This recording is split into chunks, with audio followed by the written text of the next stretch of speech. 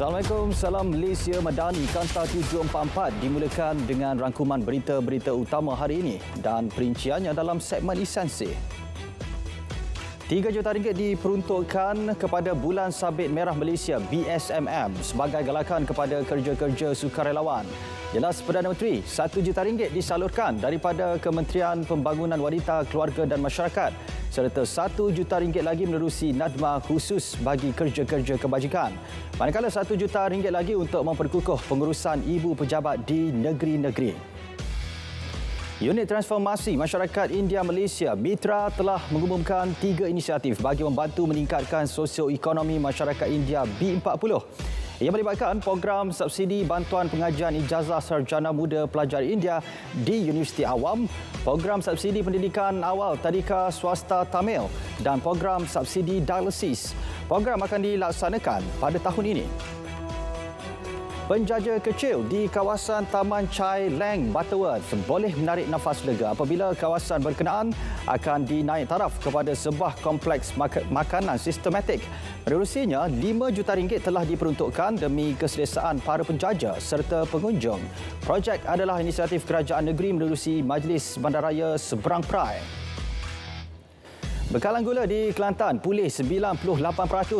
Ini selepas 263 pemborong dan peruncit serta 17 pasaraya di seluruh negeri ini telah menerima bekalan gula daripada 6 pemborong utama. Pemeriksaan dan pemantauan oleh pasukan Task Force KPDN Kelantan dalam Op Manis 2023 mendapati pasaraya utama telah menerima bekalan gula. Sebanyak 34 premis telah diperiksa dalam Op Manis dan bekalan didapati telah diterima di kebanyakan premis.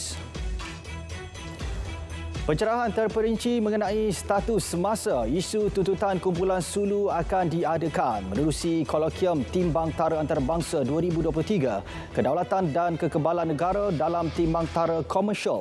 Kolokium anjuran bahagian hal ehwal Undang-Undang Jabatan Perdana Menteri itu akan berlangsung 9 Mei ini di Pusat Timbang Tara Antarabangsa Asia, Kuala Lumpur. Kolokium yang sama juga dirancang untuk diadakan di Sabah dan beberapa negara, antaranya United Kingdom. Kawasan hospital kerajaan, khususnya Hospital Kuala Lumpur, akan dipastikan dilengkapi kemudahan rangkaian 5G yang dapat meningkatkan mutu perkhidmatan kesihatan kepada rakyat. Menteri Komunikasi dan Digital berkata pihaknya telah berbincang dengan Menteri Kesihatan mengenai isu liputan internet yang dihadapi di kebanyakan hospital kerajaan, termasuk HKL. Baik, 2 beradik maut dalam nahas kemalangan yang berlaku di kilometer 257.4 Lebuhraya Utara Selatan arah selatan. Kejadian berlaku kira-kira pukul 7.05 pagi apabila mereka yang menunggang motosikal di lorong kecemasan telah mengubah laluan masuk ke lorong kiri dan melanggar bahagian belakang lori. Akibat pelanggaran berkenaan, mereka mengalami kecederaan parah di bahagian kepala dan badan. Mangsa disahkan meninggal dunia di lokasi manakala pemandu lori tidak mengalami apa-apa kecederaan. Mahkamah Magistrate Bahau menjatuhkan hukuman penjara 12 bulan dan denda RM2,000 kepada seorang lelaki yang tertembak rakannya yang disangka seekor kijang ketika mereka keluar memburu pada bulan lalu. Tertuduh Amran Abdul Razak, 52 tahun, mengaku bersalah sebaik pertuduhan dibacakan oleh jurubahasa mahkamah. Magistrate turut menetapkan 2 bulan penjara sekiranya tertuduh gagal membayar denda tersebut. Di Mahkamah Magistrate, seorang kerani wanita mengaku tidak bersalah atas pertuduhan mencederakan pembantu rumah warga Indonesia. Mengikut pertuduhan, Lok Chi Hui, 43 tahun, didakwa mencederakan pembantu rumah menggunakan air panas dan serika bermula 3 Mac. Mahkamah membenarkan tertuduh diikat jamin RM6,000 dan menetapkan 6 Jun ini bagi sebutan semula kes. Sebuah bot nelayan dikendalikan 5 nelayan termasuk 3 warga asing ditahan APMM Johor di Pulau Tinggi Mersing ketika sedang menangkap ikan menggunakan pukat tunda. Pemeriksaan mendapati 3 daripadanya adalah warga asing yang tidak memiliki permit kerja daripada Ketua Pengarah Perikanan. Turut dirampas 600 kg hasil laut. Mereka akan disiasat mengikut Akta Perikanan 1985 kerana menggajikan kru warga asing tanpa kebenaran. Sebuah penempatan warga asing yang amat daif dan tidak mempunyai perakuan dibongkar menerusi Pindah 2 Jabatan Tenaga Kerja JTK Negeri Sembilan.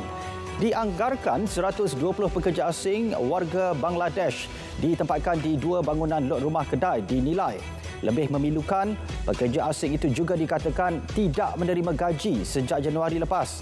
Ini merupakan kejadian kali kedua dalam sebulan di lokasi sama, membabitkan situasi hampir serupa. Formula baharu pertukaran shift bagi pegawai Jabatan Immigration Malaysia di kaunter CIQ BSI dan Kompleks Sultan Abu Bakar Johor Bahru diumum minggu depan. Langkah berkenaan bagi memastikan semua kaunter beroperasi pada waktu puncak sekaligus mengelak kesesakan trafik. Ketika ini pertukaran shift berlaku pada 7 pagi iaitu waktu puncak. DBKL akan memperkenal sistem amaran awal tanah runtuh sebagai antara usaha pemakluman sekiranya terdapat kejadian pergerakan tanah di ibu kota. Sistem itu akan dilaksana secara berperingkat dengan memberi keutamaan kepada lokasi berisiko terlebih dahulu. 108 lokasi aduan mengenai kejadian tanah runtuh dilapor berlaku sejak Disember 2021. Majlis Perkapalan dan Pelabuhan Kebangsaan NSPC yang telah diaktifkan semula akan mengadakan mesyuarat pertama dalam tempoh 2 bulan. Menteri Pengangkutan berkata mesyuarat tersebut akan membincangkan mengenai hala tuju industri maritim. Begitu juga langkah-langkah untuk menangani isu semasa dan meneliti dasar-dasar yang berkaitan untuk memastikan industri tempatan kekal kompetitif. Pengunjung yang akan menghadiri Rumah Terbuka Malaysia Madani di UiTM Cawangan Pulau Pinang esok tidak perlu risau tentang tempat meletak kenderaan masing-masing. Ini kerana hampir 4,000 tempat letak kereta disediakan di UiTM Permatang Pauh dan Politeknik Seberang Perai. Di Politeknik Seberang Perai, pengunjung boleh menaiki bas yang disediakan untuk ke UiTM bagi acara sambutan. Jabatan Urologi Hospital Tengku Ampuan Afzan Kuantan Pahang menjadi hospital pertama di Pantai Timur yang berjaya menjalankan pembedahan endoscopic combined intrarenal surgery pada 3 Mei lalu. 4 pesakit yang mengalami batu karang pada buah pinggang dan ureter berjaya menjalani pembedahan tersebut. Melalui kaedah itu, 2 pakar urologi boleh melakukan 2 prosedur berbeza pada waktu yang sama ke atas pesakit menjadikan masa pembedahan lebih pendek. Jumlah kes baharu COVID-19 meningkat 3% minggu lepas kepada 4,963 daripada 4,817 yang direkodkan minggu sebelumnya. Menurut Ketua Pengarah Kesihatan, terdapat juga peningkatan dalam jumlah kes COVID-19 yang memerlukan kemasukan ke hospital awam kepada kadar 5.8% bagi setiap 100,000 populasi bagi minggu berakhir 29 April.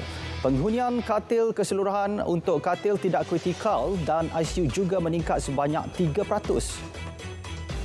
6 empangan air yang terletak di Perlis, Kedah dan Pulau Pinang menunjukkan penurunan paras simpanan sumber air mentah namun masih berada di atas daripada paras kritikal. SPAM dalam kenyataan berkata empangan itu ialah empangan Timah Tasoh di Perlis, empangan Sungai Muda, empangan Pedu dan empangan Beris di Kedah, serta empangan air hitam dan empangan Teluk Bahang di Pulau Pinang. Orang ramai diminta mengubah rutin harian dan menyesuaikan diri dengan cuaca semasa bagi mengelak penyakit berkaitan haba seperti kelesuan haba atau lebih teruk, strok haba. Pakar Perubatan Kesihatan Awam KKM Dr. Tahiratul Asma Zakaria berkata, dengan mengenal pasti tanda-tanda penyakit, rawatan kecemasan segera boleh diberikan bagi mengelakkan perkara tidak diingini berlaku. Cuaca panas negara yang melanda negara perlu diberikan perhatian agar risiko penyakit berkaitan haba dapat dielakkan. Sarawak telah mengaktifkan 4 pangkalan hadapan bencana kemarau bagi menghadapi musim panas dan kering yang dijangka berlaku sehingga September tahun ini. Keempat-empat pangkalan hadapan itu terletak di kawasan Perpat di daerah Kabung. Sama seperti pangkalan hadapan bencana banjir, ia diwujud bagi memudahkan penyaluran bantuan bekalan air minuman kepada penduduk terjejas. SMK Kuala Besut dengan kerjasama Koperasi Co-op Bank Pertama Malaysia Berhad melakar sejarah dalam The Malaysia Book of Records apabila diiktiraf sebagai penganjur pertama untuk meraihkan sambutan Hari Guru di dasar laut. Program berlangsung di Taman Laut Pulau Perhentian disertai 33 penyelam terdiri daripada 15 guru dan kaki tangan bank. Lebih istimewa apabila golongan pendidik itu turun menyelam dengan memakai kemeja dan tali leher. 3 rakyat Malaysia yang terkandas di Sudan dijangka tiba di ibu negara Ahad ini. Mereka dijangka tiba pukul 5 pagi menerusi penerbangan Saudia. Ia hasil usaha pihak Wisma Putra, Pasukan Khas Operasi Sudan, Kedutaan Besar Malaysia di Sudan dan Riyadh serta Kerajaan Arab Saudi. Luar negara, polis Serbia menahan seorang lelaki bersenjata berusia 21 tahun pada pagi Jumaat selepas dia menembak mati 8 orang dan mencederakan 13 yang lain di Mladenovac. Lelaki itu ditangkap polis berhampiran Kragujevac, 60 km dari Mladenovac selepas melepaskan tembakan di beberapa kampung daripada kenderaan yang bergerak. Ini adalah kejadian tembakan kedua kurang dalam tempoh 48 jam di negara berkenaan. Keganasan antara dua kumpulan etnik di negeri Manipur, India semakin merebak. Pihak berkuasa mengadakan perintah berkurung. Sekurang-kurangnya 6 maut setakat ini. Ribuan tentera India dan polis dikerah ke kawasan itu. Pertempuran jalanan dan pembakaran berlaku selepas tunjuk perasaan terhadap cadangan untuk memberikan hak istimewa pemilikan tanah dan pekerjaan kepada komuniti etnik dominan. Satu gempa bumi kuat bermagnitud 6.3 menggegarkan Jepun pada Jumaat. Gempa itu berlaku berhampiran pantai barat Pulau Honshu kira-kira pukul 2.42 petang. Ia menggegarkan wilayah Ishikawa dan kawasan sekitar tengah Jepun. Pusat pengurusan bencana diketuai oleh Perdana Menteri diwujudkan. Tiada kejadian luar biasa dikesan di Loji Tenaga Nuklear Shika di wilayah Ishikawa serta di Loji Kashiwazaki Kariwa di Niigata. Tiada ancaman tsunami dikeluarkan. Pertempuran di Sudan membunuh 190 kanak-kanak dan menyebabkan 1,700 lagi cedera. Keadaan di Sudan hampir-hampir ke arah malapetaka dan kanak-kanak terperangkap dalam pertempuran. UNICEF juga diserang dan menjejaskan keupayaan agensi itu. Agensi itu juga menyeru pihak bertelagah agar mematuhi undang-undang antarabangsa dengan memastikan bahawa petugas kemanusiaan boleh beroperasi dengan selamat. Sri Lanka membebaskan seramai 988 banduan hari ini atas pengampunan Presiden bersempena sambutan Hari Wesak. Pengampunan itu diberikan oleh Presiden di bawah kuasa yang diberikan di bawah perlembagaan negara. Pengampunan itu diberikan berdasarkan beberapa terma dan syarat. Pengampunan itu tidak terpakai kepada mereka yang disabitkan dengan kesalahan membunuh, dadah yang serius, rogol dan rompakan bersenjata. Kekecauan berlaku ketika sidang kemuncak kerjasama ekonomi Laut Hitam di Ankara, Turki. Ketika ucapan dengan delegasi Rusia di dalam Dewan, bendera Ukraine dikibarkan sebagai tanda protes. Di luar Dewan pula, seorang delegasi Rusia ditumbuk selepas dia merampas bendera Ukraine yang dikibarkan oleh seorang delegasi Ukraine. Kedua-duanya kemudian berjaya dileraikan. Pengguna TikTok di Jerman digesa supaya berhati-hati. TikTok mencetuskan kebimbangan banyak pihak daripada aspek risiko keselamatan negara dan maklumat pengguna yang dikumpulnya. Beberapa negara telah mengharamkan TikTok pada peranti milik kerajaan. Pihak universiti juga perlu mempertimbang semula kerjasama dengan China, terutama berkaitan dengan bidang seperti kecerdasan buatan.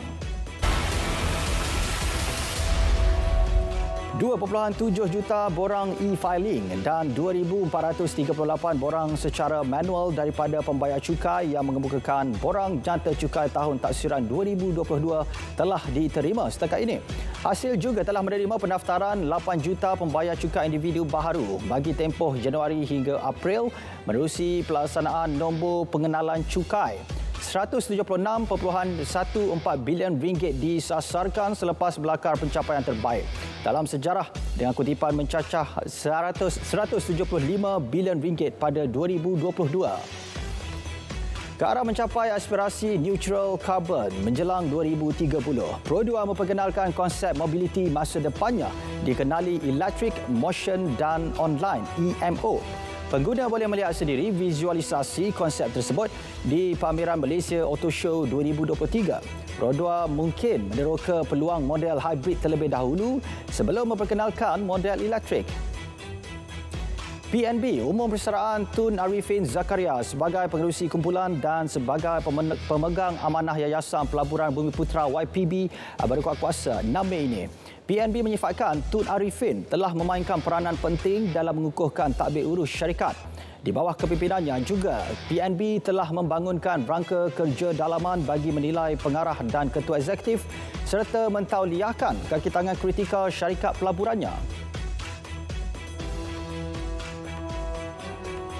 Paparan itu mengakhiri Kanta 744 menyusul selepas ini berita perdana bersama Ivan dan juga Farhatul Aisyati Osman untuk paparan lebih komprehensif. Saya Azamudin Husin. Assalamualaikum. Salam Malaysia Madani.